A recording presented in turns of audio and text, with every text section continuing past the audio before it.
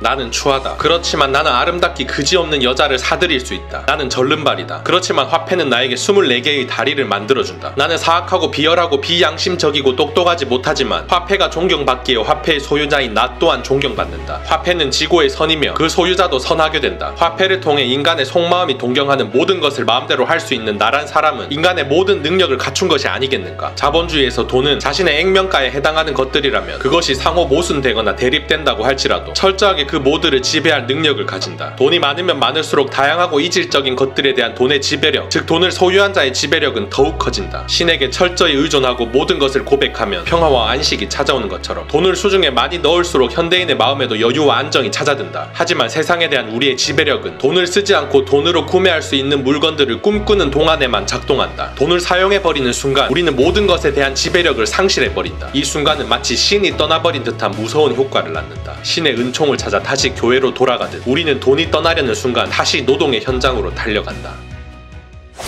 반갑습니다. 도끼형님입니다. 자본주의 관련된 책 여럿 봤습니다만 이 책 이상으로 산업자본의 민낯을 까발린 책은 없었습니다. 자칫하면 어려울 수 있는 내용이었지만 현 사회의 여러 현상들을 예로 들어 설명해 비교적 이해하기 쉬웠습니다. 수많은 철학자들과 그들의 다양한 사상들이 소개되어 읽는 내내 흥미진진하더군요. 핵심만 소개해드릴 테니 빠르게 가보시죠. 심해 오징어들은 오징어 잡이 배에 매달린 수많은 집어 등의 치명적 유혹에서 벗어나지 못한다. 등불의 화려한 불빛이 자신의 목숨을 바쳐서라도 도달하고 싶은 치명적 유혹을 안고 있기 때문이다. 주위를 둘러보라. 우리를 유혹하는 치명적인 불빛들이 얼마나 많은가. 화려한 마네킹을 비추는 쇼윈도 불빛, 번개처럼 전멸하는 네온사인 불빛, 눈을 찌푸리게 하는 자동차 불빛, 담배 연기로 가득 찬 클럽 안의 몽환적 불빛, 자극적인 텔레비전 불빛, 그리고 전 세계의 빛이란 빛은 모조리 모인 인터넷 불빛, 때로는 호기심 가득한 눈망울로, 때로는 핏발 피곤한 눈빛으로, 혹은 탁하고 오두침침한 괴로운 눈동자로 우리는 무언가에 홀린 듯 그 수많은 불빛으로 향하고 있지 않은가. 오늘도 셀 수 없이 다양한 불빛 앞에 선 우리 모습은 집어등의 화려한 불빛에 사로잡힌 오징어 떼의 모습과 별로 다르지 않다. 물론 우리가 이 현란한 집어등에 매혹된다고 해서 생명마저 잃는 것은 아니다. 다만 생명 대신 그 대가로 돈을 바칠 뿐이다. 우리 욕망을 일깨우는 자본주의 집어등은 어선의 집어등보다 훨씬 더 큰 위험을 안고 있다. 우리를 끊임없이 노동의 현장으로 다시 내몰기 때문이다. 집어등에 걸려 허우적거리는 순간 마다 우리 주머니는 소리 없이 비워져 간다. 따라서 우린 어쩔 수 없이 일터로 나가서 주머니가 찰 때까지 쉴 새 없이 일해야 한다. 수중에 돈이 다시 모일수록 우리 뇌리에는 현란한 집어등의 불빛이, 그 치명적이고 달콤한 추억이 아련하게 되살아나고 불빛의 유혹에 또다시 몸을 내맡기게 된다. 자본주의가 만들어 놓은 욕망의 집어등은 표면적으로 볼 때 우리에게 자유와 기쁨을 주는 듯 보인다. 하지만 자본주의가 제공하는 자유는 소비의 자유일 뿐이고 자본주의에서 얻는 기쁨이란 자기 파괴적인 욕망의 충족일 뿐이다. 우리 삶은 이렇게 알지도 못하는 사이 깊이 상처받고 서서히 병들어간다. 나는 자본보다 위에 있어서 그런 저급한 산업 자본의 술수 따위에 전혀 놀아나지 않는다라고 당당히 말할 수 있는 사람이 과연 몇이나 될까요? 저도 오징어입니다만 이 오징어 입장에서 봤을 때 집어등에 치명적인 유혹을 뿌리치고 내 갈 길 가는 게 보통 일이 아닙니다. 무의식적으로 거의 본능적으로 몸이 집어등으로 향한단 말이죠. 평생을 그렇게 살아왔으니 어찌 보면 당연한 일입니다. 그러다 결국 그물에 걸려 가진 돈을 탈탈 털리는 건 물론이고 삶에서 절대 잃어버리면 안 될 소중한 가치들도 함께 털려버리고 마는데 문제가 심각합니다. 현대인들은 대부분 돈 없는 사람을 사랑하거나 신뢰하려고 하지 않는다. 이것은 우리가 사랑하고 신뢰하는 대상이 타인 자체가 아니라 그가 가진 돈이라는 사실을 폭로하는 것이 아닐까. 어느 젊은 커플이 있었다. 그들은 가진 건 별로 없지만 자동 판매기에서 커피를 함께 뽑아 마시는 것만으로도 충분히 행복했다. 그리고 앞으로 결혼해서 함께 살아가리라는 것을 조금도 의심하지 않았다. 그렇지만 그들의 작은 행복과 소망은 얼마 지나지 않아 자본주의에 살고 있다는 냉혹한 사실 때문에 위험에 빠지게 될지도 모른다.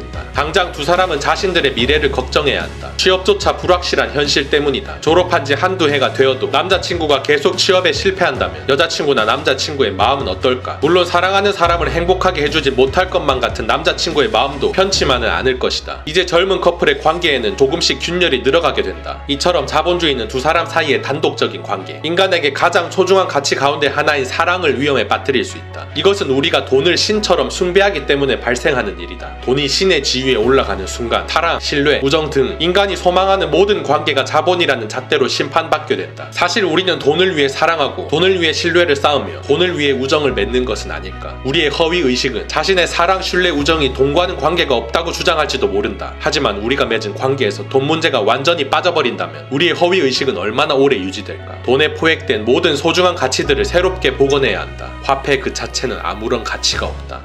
저자의 지적이 싸늘합니다. 우리가 신뢰하고 사랑하는 건 타인이 아니라 그들의 돈이다. 물론 모든 관계가 그런 건 아니겠지만 상당수의 관계가 돈으로 맺어졌다는 사실은 인정할 수밖에 없습니다. 서로 죽고 못 사는 연인이나 부부가 돈 때문에 헤어지는 경우는 주변에 너무 흔해서 더 알아볼 가치도 없죠. 도시에 살아가는 우리의 일반적인 모습으로 한 걸음 더 들어가 봅시다. 평범한 이웃들이 어떻게 살아가는지 살펴보자. 그들은 기본적으로 자신의 특화된 노동력을 자본가에게 파는 노동자들이다. 동시에 그들은 노동의 대가로 얻은 임금으로 상품과 서비스를 구매하는 소비자이기도 하다. 노동자로서 도시인들은 자신을 일종의 상품으로 특화해야만 한다. 좋은 대학 가기, 높은 학점 따기, 자본가가 요구하는 기술 익히기, 성형수술하기, 몸매 만들기, 외국어 익히기 등은 모두 자기 상품화를 대표하는 방법들이다. 그런데 치열한 노력 끝에 노동자로 기업에 입성하는 순간 우리는 기업의 구조 자체가 이미 자유를 불가능하게 한다는 걸 직감한다. 전문화된 분업 구조와 위계적 질서를 보면 산업공상과 유사한 배치 속에 살아간다는 착각마저 든다. 노동자로 근무하는 공장이나 회사에서 어떻게 자신이나 타인에 대해 양적인 자유 혹은 질적인 자유를 요구할 수 있겠는가? 사장님에게 서로 간섭하지 말자고 요구할 수 있을까? 아니면 나만의 개성을 표현한다고 녹색으로 염색한 머리에 분홍색 바지를 입고 회사에 출근할 수 있을까? 하지만 퇴근하면 상황은 다시 반전된다. 퇴근 시간은 우리가 노동자에서 소비자로 변신하는 순간이다. 월급으로 두둑해진 지갑의 부피감을 느끼며 우리는 도시의 번화가로 들어선다. 비로소 소비자로서 자유를 만끽한다. 사고 싶은 것을 사고 먹고 싶은 것을 먹을 수 있다. 누구의 간섭도 받을 필요가 없다. 번화한 이 거리에서 우리는 서로를 자유로운 주체로 동등하게 대우한다. 하지만 이것은 우리 자신이 노동자라는 사실을 은폐할 때에만, 다시 말해 우리가 오직 소비자로서 행동할 때에만 가능한 현상이다. 현대 도시인들은 다양한 방식의 소비 행위들, 예를 들어 값비싼 오페라를 감상한다든가 명품 의류를 입고 다닌다거나 아니면 골프장에서 골프채를 휘두르는 식의 화려한 소비로 자신들의 고유성을 드러냈다. 자유와 평등을 얻게 된 개인들이 타인과 구별되려는 욕망을 가지기 때문이다. 전 자본주의 시대든 자본주의 시대든 인간에게는 특이한 허영심, 즉 구별짓기에 대한 욕망이 존재했고 이곳에서 우리는 자신의 개성을 한껏 표현한 많은 젊은이와 마주치기도 한다. 겉보기에 자신의 개성과 욕망을 표현하는 자유가 실현된 듯 보이지만 그것은 생산의 차원이 아니라 그저 소비의 차원에만 국한된 문제일 뿐이다. 산업 자본은 이러한 소비자들을 끊임없이 유혹해 결국 위대한 소비 사회를 구축했다.